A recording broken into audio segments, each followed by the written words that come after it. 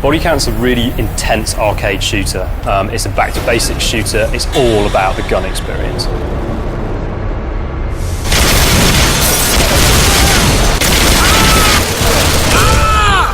I'm Bodycount's game director. That means I'm responsible for the vision. There's a few weapons in the game. We've not focused on a massive roster. We've taken a smaller list of weapons that we liked and we've polished the hell out of them. I'm the principal weapon designer at Bodycount. Basically anything that lends itself to the presentation of the guns in the games I've had a hand on. Firing a weapon in real life is quite a visceral, dynamic experience, and we've tried to emulate that as best we can. I mean, through synchronization of things like rumble, pumping the field of view, rising the camera during the recoil, really trying to get that sense of that punch in the weapon coming through the TV, through the pad. As part of the level design team on Bodycount, my job is primarily to help design and build the environment that the gameplay takes place in.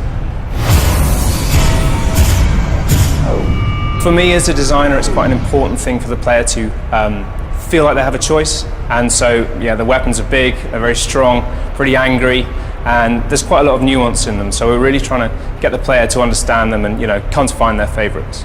My favorite weapon in there would probably be the shotgun.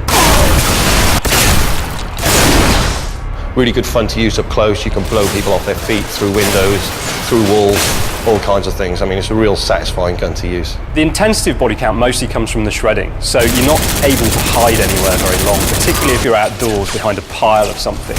What you'll find is that as the bullets start flying, you actually take a lot of fire through cover, and that keeps you moving.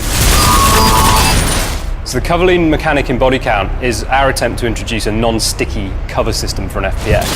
So you grab the left trigger, it routes you to the spot in a semi-iron sight mode, but then you've got full range of movement on both the analog sticks that allows all that pivoting and weaving about.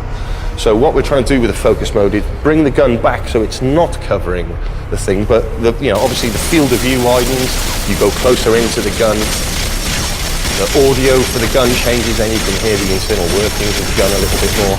The impression we wanted to get was you getting on top of the gun, and then when you fire the gun, it's obviously very wild, but in the way we handle the recoil and everything, we get hold of the gun and we tame the beast and start to bring it back down.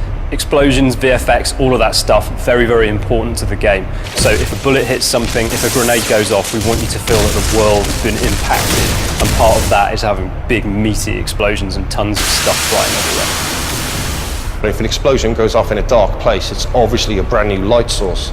So in reality, your eyes would struggle to, accept that light in, so everything kind of blooms out essentially.